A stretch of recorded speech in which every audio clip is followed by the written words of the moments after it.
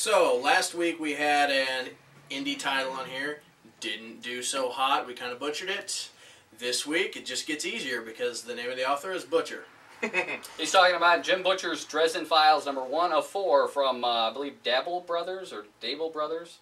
Something like that. So, what'd you think, Chaz?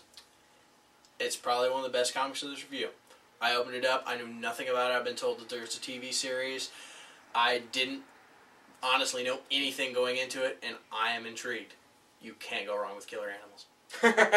Yeah, that's true. Or mages, really. But that too.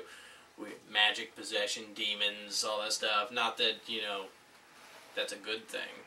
It just makes for interesting reading. I, much like you, I had heard of the TV show, thanks to my mother-in-law. I knew there was a show, a series, never have seen it. This kind of makes me want to go out and see what I can find as far as videotapes of the series, not the old series. It's a new series, but it was very, very good. Tight artwork. It had your typical indie feeling artwork. We made a reference last week to Buffy the Vampire Slayer with the comic review last week. You have to go back and watch that. Part 1. Talking about Week 1. Oh no.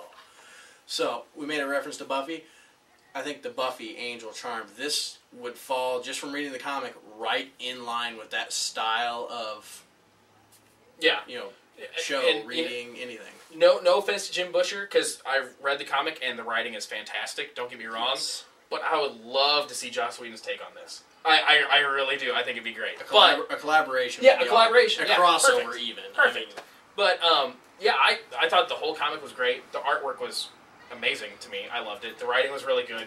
I won't say it's my favorite of the review, because I expected it to be pretty good, because I've seen one of the episodes of the TV show and I liked it.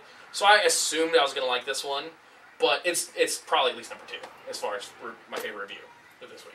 I kind of agree with your assessment of comparing Butcher to Whedon, and they do both have a penchant for naming their female characters with male names.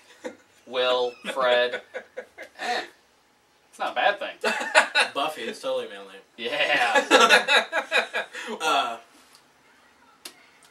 Overall, I liked it. I mean, even in the small flashback section in the comic, it got my attention enough that I was like, where can I dig back and find out more about what he's talking about? They just did a little, didn't give you a whole lot of details, something about betrayal in his past, and it's enough that you just go, oh, I want to know the story. I want to go to Wikipedia. And surprisingly enough, this comic book was based on actual books that have just words and no pictures. I know that's weird for us, especially for me. Pictures not there to help you through the book. But yeah, they're supposedly really good too.